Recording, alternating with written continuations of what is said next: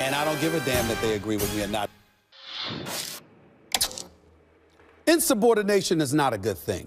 Usually it's counterproductive. In most instances, it can get you fired. And for the purposes of sports, it can facilitate you being labeled a prima donna, a locker room cancer, no doubt compromising one's marketability, which we know is a huge deal in today's climate of professional sports.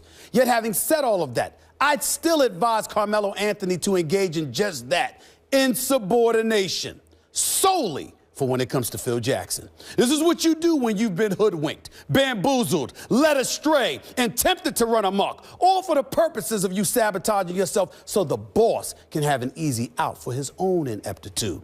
In other words, it's what you do when you work for Phil Jackson, a man who clearly hasn't been interested in working since he arrived in New York. If blessings came raining down upon all New Yorkers and Jackson was to skip town today, he'd depart with an 80-148 record since he arrived. Yet the worst part of it all is that his record isn't the worst part of him. Leaks to media members, insinuations that he was forced to give Melo $122 million, that it was something he didn't really want to do, issues involving the triangle, how players either don't want to run it or don't know how to run it, all emanating from the stands, mind you. Now, not with Phil Jackson actually on the sidelines, doing what he did when he lucked up and captured 11 titles, riding the coattails of MJ, Pip, and Shaq, and Kobe. And then Kobe again. I know he could coach, but this is his executive I'm talking about here. Oh, did I forget to mention signing Joakim Noah to 4 years and $73 million, along with an additional $50 million to Courtney Lee at the expense of acquiring Dwayne Wade? Or how about the fact that this championship coach failed to put one single player with championship credentials inside the Knicks locker room? Ever think about that? Yeah, here we are looking at Melo, there to play every night, answer questions every night, while Phil lurks in the shadows, prepping himself for months just to answer 5 minutes of questions. If you're Melo and had to deal with all of this, what would you do? Here's a suggestion, just a suggestion. Instead of saying, quote, "I'm just here so I don't get fined," how about this one? Melo should say, "Ask Phil to everything."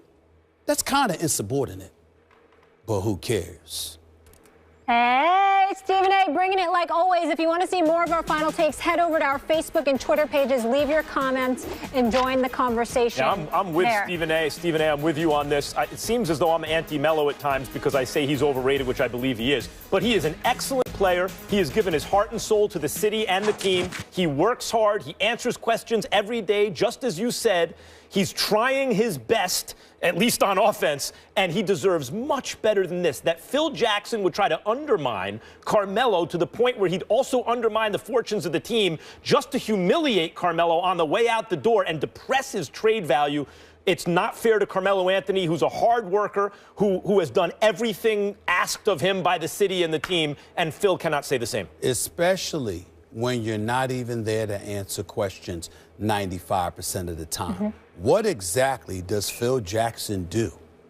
I mean, we know he's the president, but what does he do? What's your priority? Because he doesn't seem to do anything. Arguably the greatest coach ever. He's in the argument, but as an executive, he's been a failure. I was not talking about the coach at all. This was strictly about the executive that needs to get the hell out of New York as soon as he possibly can and just go retire someplace. You have your radio show, and then you will be headed to Houston. We will see you there. Max, you'll be in New York tomorrow. Then we'll also see you in Houston on Wednesday. We're looking forward to it. So many guests joining us. It's going to be a great week. And we love having the fans. That's the best part when we're on the road. We'll see you all tomorrow. Have a great day.